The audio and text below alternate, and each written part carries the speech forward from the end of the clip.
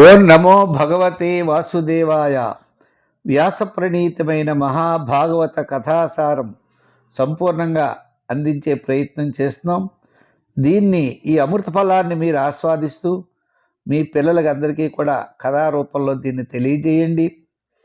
ఆ వాసుదేవుడి యొక్క అనుగ్రహం అందరికీ ఉండాలని చెప్పి కోరుకుంటూ, కరారవిందేన పదారవిందం ముఖారవిందే వినివేశయంతం వటస్య పత్రస్య పుటేశయానం బలం ముకుందం మనసా స్మరామి. కృష్ణం వందే జగద్గురుం. మహాగణాధిపతయే నమః. ఓం నమో భగవతే వాసుదేవాయ. ఓం నమో శ్రీ లక్ష్మీ వెంకటేశ్వర స్వామినే నమః. శుక్లాంబరధరం విష్ణుం శశివర్ణం చతుర్భుజం ప్రసన్నవదనం ధ్యాయేత్ సర్వవిఘ్నోపశాంతయే. నారాయణం నమస్కృత్య నరం చైవ నరోత్తమం దేవీం సరస్వతీం వ్యాసం తతో జయముదీరయేత్. వ్యాసం వసిష్ఠనప్తారం శక్తే పౌత్రమకల్మషం పరాశరాత్మజం వందే సుఖతాతం తపోనిధిం. శ్రీమత్పయోనిధి నికేతన చక్రపాణే భోగీంద్రభ్రోగ మణిరాజత పుణ్యమూర్తే యోగీశ శాశ్వత శరణ్య భవాబ్దిపోత లక్ష్మీ నృసింహ మమదేయి కరావలంబం. సరే, ఈరోజు మనకి భగవంతుడి యొక్క అవతారాలు. భగవంతుడి యొక్క అవతారాలు ఏమిటంటే ప్రతి ప్రాణిలో ఉన్నారు, ప్రతి వస్తువులోనూ ఉన్నాడు. మరి ఇంకా అవతారాలు ఏమిటి అని సందేహం కలగచ్చు. కానీ భగవంతుడు మనం ఎలా ఉండాలి ఏమిటి అని మనల్ని ఆయన ఆ వేషాన్ని వేసి, అంటే అవతారాన్ని మనకి చూపించాడు. ఇప్పుడు ఉదాహరణకి రామావతారం ఉన్నది. రామావతారంలో మానవుడు రాముళ్ళ ఉండాలి. రామో విగ్రహవాన్ ధర్మ అని రామాయణంలో అనేకమైన నీతులు ఉంటాయి. కష్టాల్లో కూడా భర్తను వదలకూడదని సీతమ్మ వారు, అలా సుఖంలో కూడా మనకి ఆ యొక్క లక్ష్మణుడు, కష్టంలో కూడా రాముడు కూడా ఆయన కూడా వచ్చాడు. మైత్రీ భావం, ఇలా ఒక్కొక్క దాన్ని మనం తీసుకుంటే రామాయణంలో నిత్య జీవన విధానంలో ఎంతో ఉపయోగపడుతూ ఉంటాయి. అంచేత భగవంతుడు మనకి కొన్ని చెప్తున్నాడండి. ఏమనంటే, జగృహే పౌరుషం రూపం భగవాన్ మహదానిభి అని. జగృహే పౌరుషం రూపం మహదాదిభి. ఏమిటయ్యా, భగవంతుడు అనేకమైనటువంటి ఆయన ఫస్ట్ పురుషుడు రూపంలో ఆయన పురుష రూపాన్ని పొందాడు.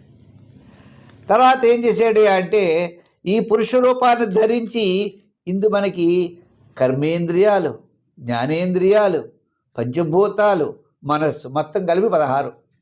ఈ 16ని మనకు ఉపయోగించాడు. వీటి ద్వారానే ఈ విశ్వమంతా కూడా ఈ విరాట్టుని యొక్క రూపమే, ఆయన రూపమే.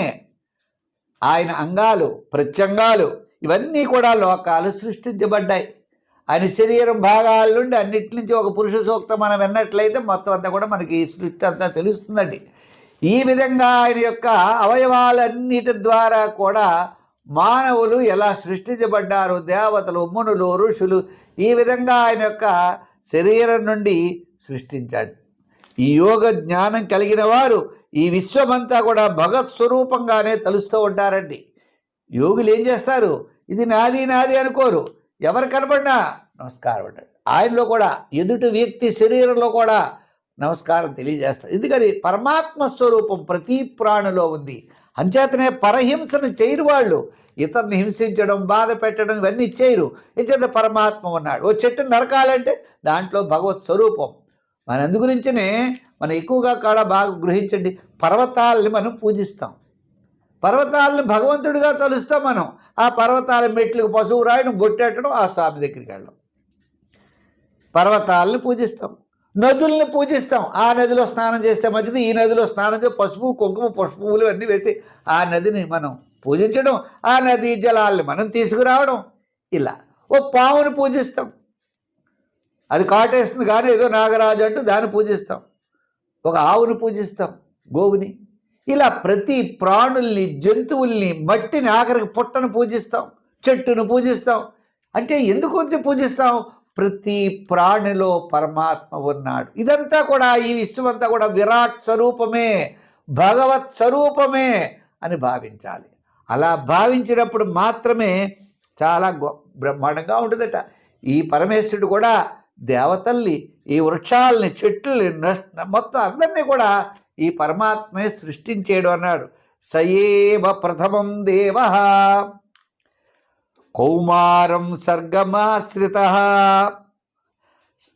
అలాగే చచార దుశ్చరం బ్రహ్మ బ్రహ్మచర్యమఖండితం అని అత్యుద్భుతమైన సనక సనందాదులు, సనక, సనందన, సనాతన, సనత్కుమార అని 4 బ్రహ్మచార రూపాన్ని ఆయన పొందాడు స్వయంగా విష్ణుమూర్తి మొట్టమొదట.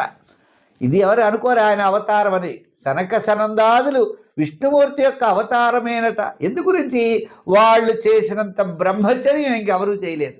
ఆ బ్రహ్మచర్యం చేసి లోకానికి చాటి చెప్పినటువంటి మహానుభావులు 4 బ్రాహ్మణులు.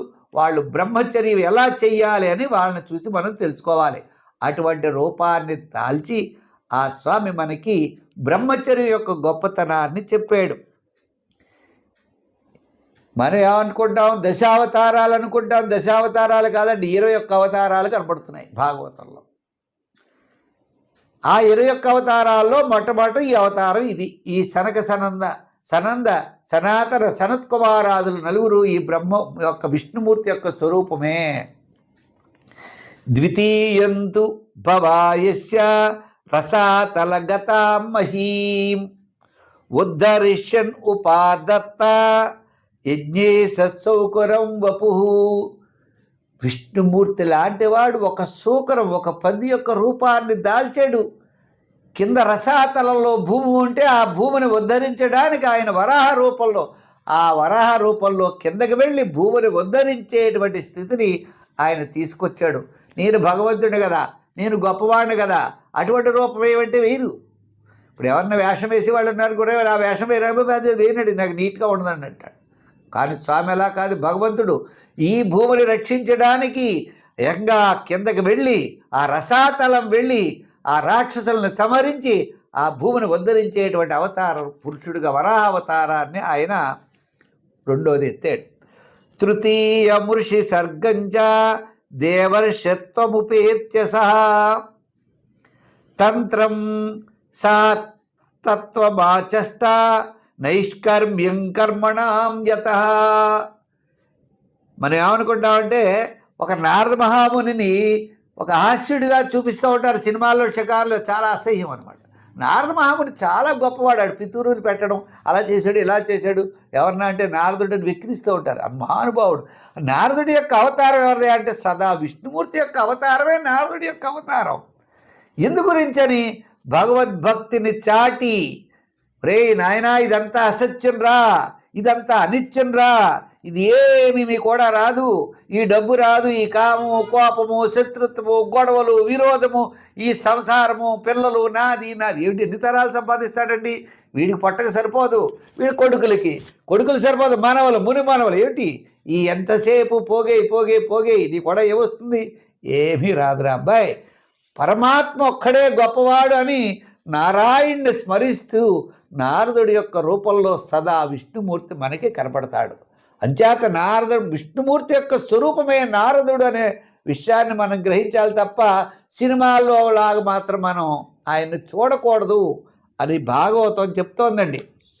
ఇంకా 4వది తుర్యే ధర్మ కళా సర్గే నరనారాయణీ వృషి. దుర్ముని పత్ని అయినటువంటి మూర్తి అనేటువంటి వారి యందు నరనారాయణులు ఋషులుగా అవతరించారు. మరి ఈ అవతారం ఎందుకయ్యా అంటే భగవంతుడి తపస్సు చేయాలట. నరనారాయణులు తపస్సు చేశారు. తపస్సు చేస్తే ఏమొస్తుంది? అంతఃకరణ శుద్ధి వస్తుంది. ఇటువంటి అంతఃకరణ శుద్ధి కావాలంటే ప్రతి ఒక్కరూ తపస్సు చేయాలి. ఇప్పుడు మనకు అడుగుతూ ఉంటారు, ఎవడి జపం ఎందుకు చేయాలి, పూజ ఎందుకు చేయాలి అంటూ ఉంటారు. ఎందుకయ్యా? నీ మనసు పవిత్రంగా ఉండడానికి చేయాలి. ఎప్పుడైతే నీ మనసు పవిత్రంగా, నిర్మలంగా, స్వచ్ఛంగా ఉన్నదో నువ్వు అన్నింటా విజయాన్ని సాధించగలవు. ఉత్సాహంగా ముందుకు వెళ్ళగలవు, అన్నింటా విజయం సాధించగలవు. ధర్మ కార్యముల యందు, అంటే అధర్మక విషయాల యందు కాదంటోయ్, ధర్మ కార్యాల యందు ఈ తపస్సు చేయడం ద్వారా నీ యొక్క అంతఃకరణ శుద్ధి అవుతుంది అని చెప్పి ఈ ధర్ముని పత్రి అయినటువంటి మూర్తి యందు నరనారాయణులు అవతరించి తపస్సు చేశారట. ఇది 4వ అవతారం. 5వది పంచమః కపిలో నామ సిద్ధేశ కాల విప్లుతం. కపిలుడి యొక్క అవతారం 5వ అవతారం. ఈయన సిద్ధ పురుషుడు, అంటే ఈ యొక్క ధర్మాలన్నీ కూడా చెప్పాడు, చాలా మందికి ధర్మ మార్గాన్ని బోధించాడు. షష్ఠే అత్రే అపత్యత్వం వృత ప్రాప్తో నసూయయా. 6వ అవతారం అత్రి మహర్షి, ఆయన యొక్క భార్య అనసూయ, వారికి దత్తాత్రేయుడి యొక్క అవతారాన్ని ఈయన ఎత్తారు. 6వ అవతారం అత్రి మహర్షి ద్వారా అనసూయ యందు దత్తాత్రేయుడుగా జన్మించారు. ఈ అవతారంలో ఆయన ఏం చేశారండి? ఈ అవతారం అంటే దత్తాత్రేయుడి యొక్క అవతారం ఏంటి? బ్రహ్మజ్ఞానాన్ని చెప్పాడు. ఒరే బాబు, ఇదంతా అశాశ్వతము, ఈ లోకాలన్నీ అశాశ్వతము, నువ్వంతా కూడా అశాశ్వతంలో ఉన్నావు, అజ్ఞానంలో ఉన్నావు, చీకటిలో ఉన్నావు, వెలుగులోకి రా, పరమాత్మను తెలుసుకో. బ్రహ్మ జ్ఞానాన్ని బోధించినటువంటి దత్తాత్రేయుడు మన గురుమూర్తిగా ఆయన ఎంతో మందికి తన జ్ఞానాన్ని పంచిపెట్టినటువంటి మహానుభావుడి యొక్క అవతారం, విష్ణుమూర్తి యొక్క అవతారమే దత్తాత్రేయ అవతారంగా ఆయన జన్మించారు. ఈ లోకాన్ని ఆయన ఉద్ధరించారు. అజ్ఞానంలో పలుకుతున్నటువంటి మనలందరినీ జ్ఞానం వైపు నడిపించడానికి ఆ దత్తాత్రేయ స్వరూపంలో మనకి ఆ స్వామి కనపడుతున్నాడండి అన్నారు. తత సప్తమ అకూత్యం రుచేర్యజ్ఞో భ్యజాయత అన్నారు. రుచి అనేటువంటి ప్రజాపతి 7వ అవతారం. రుచి అనేటువంటి ప్రజాపతి, అతని భార్య ఆకూతి, యజ్ఞుడు అనే పేరుతో ఈయన అవతరించాట. ఏమిటయ్యా అంటే ఈ యజ్ఞుడు తన పుత్రులతో కలిసి దేవతలతో కలిసి స్వయంభువ మనువుని రక్షించాడట. అందు గురించి యజ్ఞుడి యొక్క అవతారంగా ఈయన అవతరించారు అన్నారు. ఈ అవతారం లోకంలో ఎక్కువగా చాలామందికి తెలియకపోవచ్చు. తర్వాత అష్టమే మేరు దేవ్యాంతు నాభేర్జాత ఉరుక్రమ. 8వ అవతారం, ఇది కొత్త అవతారమే. శ్రీ మహావిష్ణువు నాభి అనే రాజుకి మేరుదేవి అనే అతని భార్య యందు ఉరుక్రముడు అనే పేరుతో జన్మించాడు. నాభి అనేటువంటి రాజండి, అతని భార్య పేరు మేరుదేవి, అతని భార్య యందు ఇతను ఉరుక్రముడు అనే పేరుతో స్వామి జన్మించారు. ఈ అవతారంలో ఈయన ఏం చేశారయ్యా? పరమహంసుల యొక్క మార్గాన్ని చూపించారు, ఆశ్రమ ధర్మాలని చూపించారు. ఎవరు ఎలా ఉండాలి, ఏ విధంగా తపస్సు చేయాలి, ఏ ఆశ్రమాలు ఎందు ఏ ధర్మాలు ఉండాలి అని ఈ ధర్మాలన్నీ కూడా మనకి చెప్పారు స్వామి. 9వ అవతారం. ఈయన ఋషిభిర్యాచితో భేజే నవవం పార్థివం వపు.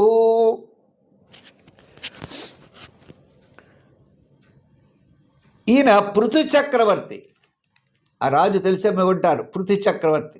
ఆ అవతారాన్ని ఎత్తాడు ఈయన. భూమిని అంతా కూడా పితికాడు, పాలుని ఇలా పితికాడట. పితికేటప్పటికీ ఏం పితికాడయా? సమస్తమైన ఓషధల్ని పితికారు స్వామి. అవన్నీ మరి లోకల్లో ఈ అనారోగ్యంతో బాధపడే వారికి అందరికీ కూడా ఈ ఓషధులు అనేవి చాలా అవసరం కదా. ఈ అవతారంలో మనం శుభంగా ఉండడానికి శుభప్రదమైనటువంటి అవతారంగా ఈ పృథు చక్రవర్తి యొక్క అవతారాన్ని చెప్పారు. ఇది 9వ అవతారం. రూపం స జగృహే మత్స్యం చాక్షుషో దధి సంప్లవే. ఇదంతా జలప్లవం అయిపోయిందండి. చాక్షుష మన్వంతరం చివర్లా ఈ చివర ముల్లోకాలు జలమయమైపోయి సముద్రంలో మునిగిపోతూ ఉంటే అప్పుడు వైవస్వత మనువు ఎవరైతే రాబోతున్నాడో ఆ వైవస్వత మనువును రక్షించడానికి ఆయన పడవలో ఎక్కించుకు వెళ్ళి ఈ మత్స్యావతారాన్ని, ఈ చేప యొక్క అవతారాన్ని ఆయన అవతరించారు. అవతరించి ఆ పడవను వీపు మీద పెట్టుకుని ఆయన రక్షిస్తూ ఆ మనువుని వేదాల్ని చాలా వాటిలన్నీ కూడా స్వామి రక్షిస్తూ ఉండడం కోసం ఈ మత్స్యావతారాన్ని ఆయన అవతరించారు అన్నారు. ఇంకా సురామసురాణం ఉదధిం మత్స్యతాం మందరాచలం. అమృతం కోసం దేవతలు రాక్షసులు సముద్రాన్ని క్షీరసాగరాన్ని మధించినప్పుడు ఆయన ఆ పర్వతం తన మీపు మీద పెట్టుకున్నటువంటి కూర్మావతారాన్ని ఆయన అవతరించారు అన్నారు. ధాన్వంతరం దాసో ద్వాదశమం త్రయోదశమేవచ. ఇక్కడే తెలియదండి, స్వామి ఈ అమృతాన్ని చిలికిన తర్వాత ధాన్వంతర రూపంలో అంటే 12వ అవతారం ధన్వంతరి రూపంలో ఈ యొక్క అమృత కలశాన్ని తీసుకుని బయటకు వచ్చారు. ఇది 12వ అవతారం. వచ్చిన తర్వాత ఈ యొక్క అమృతం కోసం దేవతలు రాక్షసులు యుద్ధం చేసుకుంటూ ఉంటే రాక్షసులందరినీ సమ్మోహనపరచడం కోసం ఈయన మోహిని అవతారంగా మళ్ళా మనకి అవతరించారు. అప్పుడు మోహిని వాళ్ళ రాక్షసులందరినీ మోహపరిచి ఈ అమృతాన్నంతా కూడా దేవతలకు పంచినటువంటి మహావతారం ఈ మోహిని అవతారం. 14వ అవతారం నారసింహావతారం. చతుర్దశం నారసింహం విభద్ర ఇచ్చేంద్రమార్జితం. హిరణ్యకశిపుడు హిరణ్యాక్షుడు కదండి వాళ్ళంతా కూడా విష్ణుమూర్తిని విభేదించినటువంటి వాళ్ళే. అటువంటి ప్రహ్లాదుడు జన్మించి రాక్షస దైత్యేంద్రుడిని సంహరించడం కోసం నారసింహావతారంలో ఉన్నారు. ఆయన కూడా అనేకమైనటువంటి తపస్సు చేసి అనేకమైన వరాలు పొందాడు. ఆ నారసింహావతారంలో మనిషి కాకూడదు, జంతువు కాకూడదు, ఆయుధం కాకూడదు, పగల కాకూడదు, రాత్రి కాకూడదు, అనేక రకాలైనటువంటి కోరికలన్నీ కోరాడు.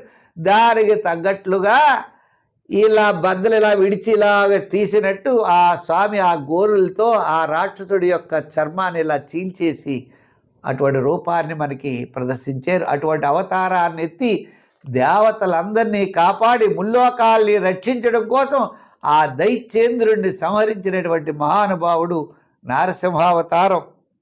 పంచదశకం వామనకం కృత్వా గాధద్వరం బలే. భగవానుడు వామనుడి యొక్క అవతారాన్ని ఎత్తారు. ఆ బలి చక్రవర్తి భక్తుడే సరే ఆయన దగ్గరికి వెళ్ళారు. 3 అడుగుల స్థలాన్ని అడిగారు. వాడు అన్ని యజ్ఞశాలకు వెళ్ళారు. ఆయన యజ్ఞశాలలో ఏం కావాలంటే అది దానం చేస్తూ ఉన్నప్పుడు ఈయన వామనావతారం వెళ్ళి ఆయన్ని దగ్గరికి వెళ్ళి అడిగారు. ఏమన్నారు? నాకు 3 పాదముల యొక్క స్థలాన్ని ఇవ్వయ్యా అన్నారు. సరే అన్నాడు. ఇచ్చేటప్పటికి ఆ 3 పాదాలతో 2 పాదాలతోటే మొత్తం అన్ని లోకాలు వ్యాపించి 3వ పాదం ఆయన శిరస్సు మీద పెట్టారు. ఆ బలి చక్రవర్తి అడిగిపోయాడు. అంటే ఆ బలి చక్రవర్తి యొక్క అహంకారాన్ని తొలగించారు. కానీ ఆ బలి చక్రవర్తి తనకు ఉన్నటువంటి సంపూర్ణంగా సమర్పించాడు. భగవంతుడికి నేను ఇస్తున్నాననే భావంతో చేయడం వలన ఆ భగవంతుడి యొక్క మనస్సును దోచుకున్నట్ట. అది ఇక్కడ విశేషం. ఆ మిగిలిన వాళ్ళ కాదు ఆయన. ఆ బలి చక్రవర్తి భగవంతుడి యొక్క గౌరవాన్ని పొందాడు. భగవంతుడు ఏమనుకున్నాడు, ఇంత గొప్పవాడు బలి అని అనుకుని అనుగ్రహంతో బలి పుణ్యశ్లోకో బలి రాజా, ఓహో నీ పేరు స్మరిస్తే చాలయ్యా సమస్తమైన పాపాలు తొలుగుతాయి ప్రజలకని పుణ్యశ్లోకాల్లో బలి చక్రవర్తిని కూడా ఆయన కలిపారు. ఈ విధంగా ఆ బలి యొక్క గొప్పతనం చెప్పుకోవాలంటే చాలా ఉన్నది. ఈ బలి యొక్క మన వామనావతారంలో చాలా విశేషంగా మనం తెలుసుకుందాం. అటువంటి వామనావతారాన్ని స్వామి ఎత్తారు. అవతారే షోడశంపశ్యన్ బ్రహ్మద్రుహో నృపాన్. ఇంకా కార్తవీర్యార్జునుడు పరశురాముడి యొక్క అవతారం ఉంది కదండి. కార్తవీర్యార్జునుడు మొదలైనటువంటి రాజులు వీళ్ళంతా కూడా బ్రాహ్మణులను సంహరిస్తే దాన్ని తట్టుకోలేక దాన్ని రక్షించడం కోసం పరశురాముడి యొక్క అవతారాన్ని ఎత్తి 21 త్రిసప్త కృత్వ 21 రాజు అనేవాళ్ళు లేకుండా చేసి రాజుల యొక్క గర్వభంగాన్ని చేసినటువంటి పరశురాముడి యొక్క అవతారం మనకి 16వ అవతారంగా ఉన్నది. 17వ అవతారంగా తతస్తదసే జాత సత్యవత్యాం పరాశరాత్. ఇంకా సత్యవతి పరాశరులకి వేదవ్యాసుడు యొక్క స్వరూపమే ఈ యొక్క 17వ అవతారంగా చెప్పారు. విష్ణుమూర్తి వేదవ్యాసుడుగానే పుట్టి ఇవన్నీ కూడా ప్రజలకు అందించాలి అనే భావంతో ఇవన్నీ కూడా వేదవ్యాసుడు రూపంలో మనకి ఆ భగవంతుడి యొక్క స్వరూపాన్ని తెలియజేసినటువంటి అవతారాన్ని ఆయన ఎత్తారు. తర్వాత శ్రీరామావతారం. మరి నరదేవత్వం ఉపమాపన్న నరదేవత్వమాపన్న సురకార్య చికీర్షయా. నరుడుగా పుట్టారు ఆయనకి, దేవుడని తెలియదు ఆయనకి. నరుడుగా పుట్టి సమస్తమైన కష్టాలు అనుభవిస్తూ రామో విగ్రహవాన్ ధర్మ, రాముడిలా ఉండాలి ప్రతి ఒక్క వ్యక్తి కూడా. ధర్మం, పితృవాక్య పాలన చేయాలి, తల్లిదండ్రులను పూజించాలి, సోదరులు చూడాలి, గురువులను పూజించాలి, ఎవడైనా మనల్ని ఇబ్బంది పెడితే వాడిని సంహరించాలి, ఎవరైనా తప్పు తెలుసుకుని వాడిని వస్తే క్షమించాలి. ఇలా అనేకమైనటువంటి ధర్మాలన్నీ కూడా రామావతారంలో మనకి చూపించారు. అటువంటి మానవ రూపాన్ని పొందినటువంటి మహానుభావుడు శ్రీరామావతారం. రామ అంటేనే రంజీతీతి రామ, నీ యొక్క కష్టాలన్నీ కూడా తొలగిపోతాయట.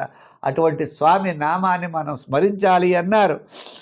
ఏకోన వింశే వింశతి తమే వృష్ణిషు ప్రాప్య జన్మని రామకృష్ణౌ ఇతి భువో భగవాన్ అహరద్భరం.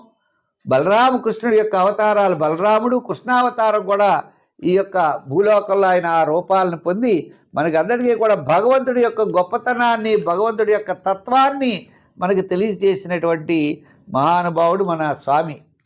అంచేత ఈ కలియుగం ప్రారంభమైన తర్వాత పిదప రాక్షసులను సమ్మోహన పరచడానికి మధ్య గయా ప్రదేశంలో మగధ బీహార్ అనే చోట అజనాయను అనే ఆమెకి పుత్రుడిగా బుద్ధావతారంగా జన్మించాడు. ఈ కలియుగంలో అధర్మం బాగా పెరిగిపోయిన వెంటనే భగవానుడు విష్ణుయస్సుడు అనే బ్రాహ్మణుడికి పుత్రిగా కల్కి అనే పేరుతో అవతరిస్తాను అన్నాడు. అంచేత భగవంతుడు అనేక అవతారాలు ఎత్తాడు. భగవంతుడు లేని ప్రదేశం ఏమిటి చెప్పండి? భగవంతుడు అన్నిటి ఎందుకు ఉన్నాడు. ఆయన అవతారాలు ఏమిటి? ఒక్కొక్క పని చేయాలంటే ఒక్కొక్క అవతారం ఎత్తుతాడు. మనం ఏదో 21 అనుకోవచ్చు, కొన్ని వేల లక్షల అవతారాలు ఆయన ఎత్తుండొచ్చు. మనకి ప్రసిద్ధమైనవి మాత్రమే తెలుస్తూ ఉంటాయి. అంచేత భగవంతుడు ఒక దుష్టుల్ని శిక్షించడం కోసం ఒక్కొక్క రూపంలో వస్తాడు. ఒకళ్ళు రక్షించాలి భక్తుడిని, ఏదో అవతారం ఎత్తుతాడు, అక్కడ వాడిని రక్షిస్తాడు. ఈ విధంగా భగవంతుడిని నమ్మినవాడు, భగవంతుడి యొక్క సేవ చేసినవాడు ఎప్పుడూ సదా భగవంతుడు రక్షిస్తూనే ఉంటాడట. ఇదం భాగవతం నామ పురాణం బ్రహ్మ సంహితం. ఇది వేదములతో సమానమైనది భాగవతం అన్నారు. ఉత్తమం శ్లోక చరితం చకార భగవాన్ ఋషి. ఉత్తమమైనటువంటి శ్లోకాలు మనకి అందించాడు వ్యాస భగవానుడు. సర్వవేదేతిహాసానాం సారం సార సముద్భవం. అన్ని వేదాలు, ఇతిహాసాలు, పురాణాలు వాటి యొక్క సారమే భాగవత సారం.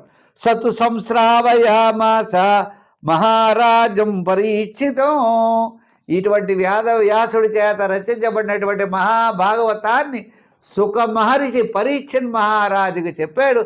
ఆ పరీక్షన్ మహారాజు ఈ భాగవతం యొక్క గొప్పతనాన్ని తెలుసుకొని మోక్షాన్ని పొందేడయ్యా అని చెబుతున్నారు సూత మహాముని సౌనకాది మహాములకు.